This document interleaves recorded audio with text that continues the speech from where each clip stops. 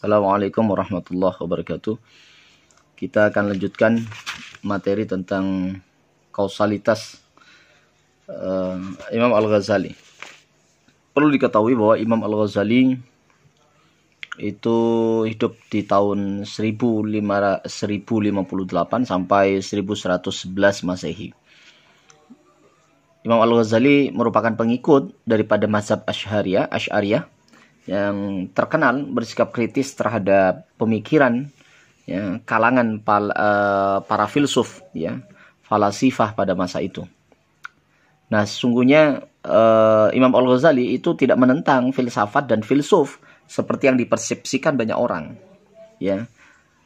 Imam Al-Ghazali itu hanya kritis terhadap gagasan-gagasan yang dianggap tidak sesuai dengan ajaran Islam. Nah, kritiknya yang terkandung dalam karyanya yang terkenal yaitu Tahafut Falasifah itu terutama berkenaan dengan konsep Tuhan dan isu-isu terkait lainnya.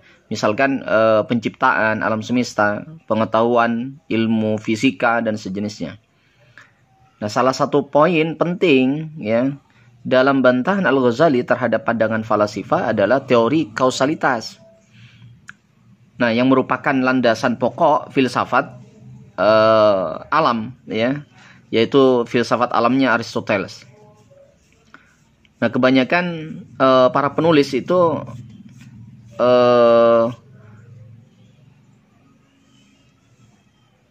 merujuknya itu kepada Al-Ghazali, terutama di dalam bukunya kritik tentang falasifah itu, yaitu Tahafut Falasifah itu.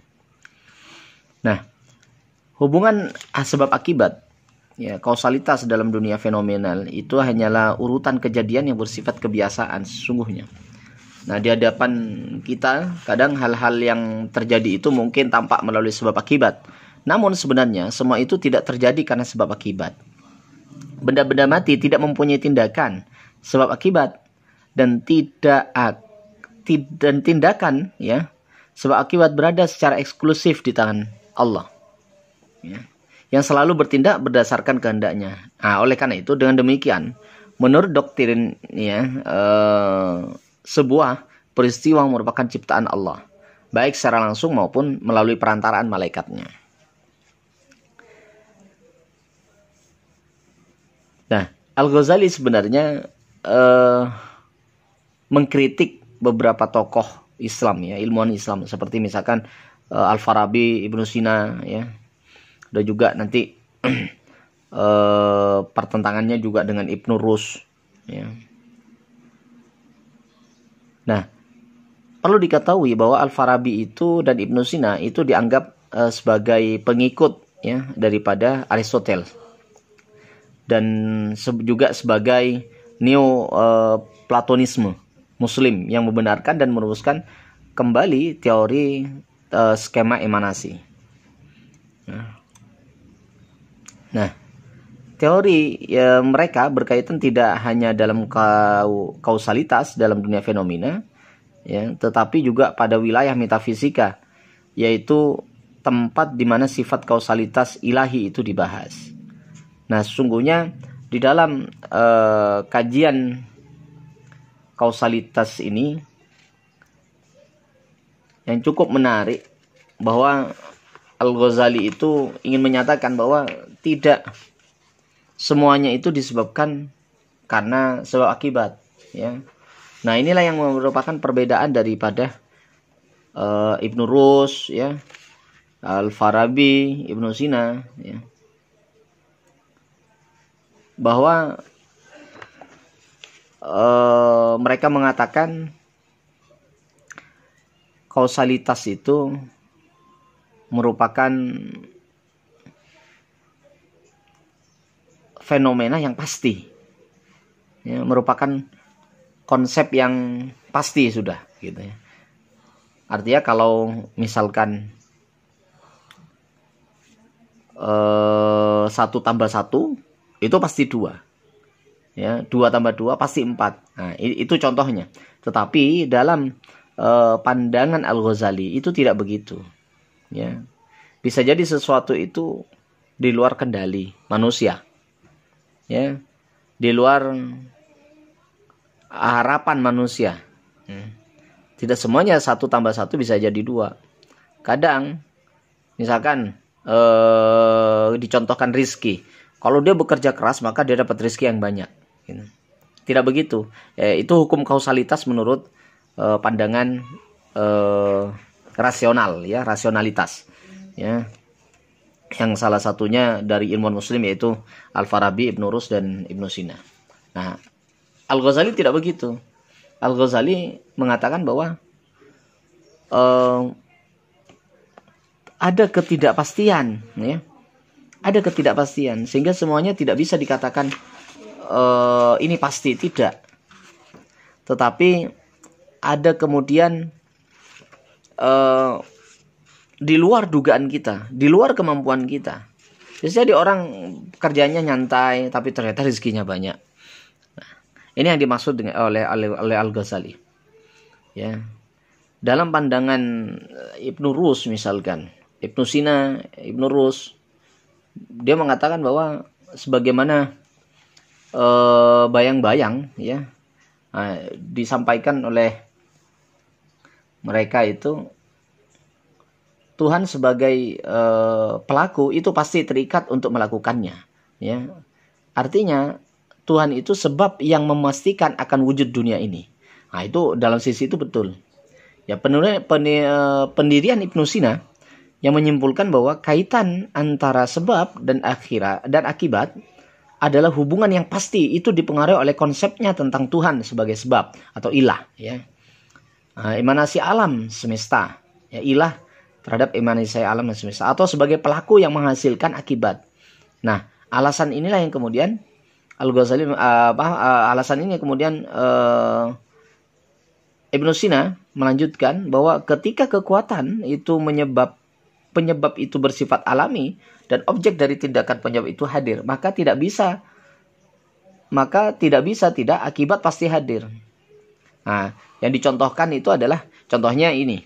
Gerakan manusia mendahului namun bersamaan dengan gerakan bayangannya. Ya.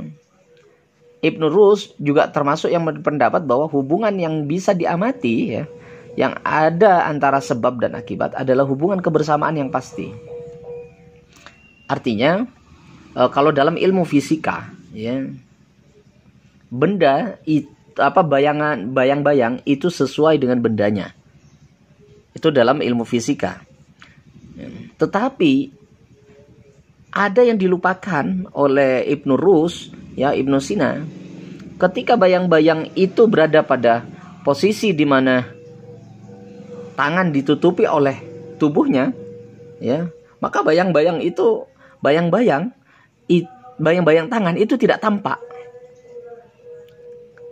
Itu contoh kecil, ya, contoh kecil. Ya, kalau diambil dalam ilmu fisika. Karena Ibnu Rus dan Ibnu Sina mengatakan bahwa adanya sebuah kepastian, ya. Tuhan sebagai pelaku itu pasti terikat untuk melakukannya. Ya. Nah, bagi Al-Ghazali, ya, Tuhan itu adalah agen atau pelaku yang selalu berkehendak dan mengetahui atas apa yang dia kehendaki, sesuai dengan penegasannya tentang status Tuhan sebagai pelaku yang berkehendak dan sebagai sebab wujud alam semesta. Nah, Al-Ghazali menyimpulkan kemudian bahwa satu-satunya sebab efisien atau pelaku sebab dalam kenyataan adalah Tuhan. Nah, adapun kejadian yang dianggap alami itu sejatinya tidak memiliki pelaku penyebab. Nah, di dalam pemikiran yang lain, ya, kalau menurut mengikuti pemikiran daripada Aristoteles, ya, Plato, ya, itu mengatakan begini, bahwa sebab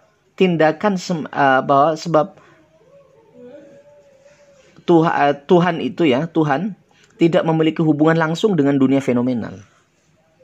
Ya, hubungan itu hanyalah sekali-kali dan tidak terus-menerus. Artinya ada fenomena alamiah, ya, ada sebab alamiah yang itu di luar tanggung jawab Tuhan, di luar gerakan atau kendali Tuhan.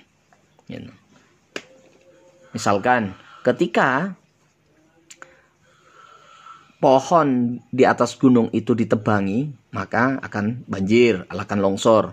Nah, itu yang dimaksud dengan alamiah. Seakan-akan Tuhan tidak bercampur tangan di dalamnya. Nah, ini yang kemudian dibantah oleh Al-Ghazali. Ya, dengan mengatakan tadi bahwa kalau kejadian yang dianggap alami itu sejatinya, itu sesungguhnya kejadian yang dianggap sejati itu kejadian yang dianggap alami itu sejatinya tidak memiliki pelaku penyebab. Artinya kemudian ada kehilangan di situ. Artinya Tuhan tidak campur tangan. Nah, ini yang kemudian dibantah oleh Ghazali. Bahwa Al-Ghazali kemudian menyanggahnya, mengatakan bahwa Allah itu, Tuhan itu adalah pelaku yang selalu berkehendak. Ya terserah Allah. Walaupun itu ditebang, gunung gundul dan segala macam, tapi Allah tidak berkehendak untuk turun longsor, ya, tidak kering dan segala macam, bisa saja. Gitu. Artinya kausalitas di sini tidak hanya sekedar rasionalitas, tetapi kausalitas di sini juga harus bersandarkan kepada bahwa Allah itu adalah pelaku yang sesungguhnya. Ya. Bahwa Allah telah menciptakan segala sesuatu itu dari awal. Dan Allah selalu mengawasi apa yang dilakukan dan apa yang terjadi di alam semesta ini. Artinya tidak lepas. Artinya tidak ada yang kemudian kejadian yang dianggap alami. Ya. Kalau dianggap alami, sekali lagi sejatinya memang tidak ada pelaku sebab. Artinya tidak ada Tuhan kemudian. Nah, ini jika dipandang dari sisi worldview Islam, ya, artinya murni kemudian bersandarkan kepada wahyu, tidak kemudian bersandarkan kepada pemikiran-pemikiran atau terpengaruh oleh pemikiran-pemikiran Barat, pemikiran Aristoteles dan Platonisme. Nah, karena pemikiran Aristoteles dan Platonisme sebenarnya itu berangkat dari kajian atau pengkajian Barat yang memandang teologi Kristen atau teologi sekuler, ya. Sehingga maka menjadi kacau kemudian ketika berpikir tentang bagaimana Tuhan dan alam semesta. Baik, ini kausalitas Al-Ghazali secara singkat. Baik, bisa dilanjutkan nanti pada episode berikutnya. Sekian, assalamualaikum warahmatullahi wabarakatuh.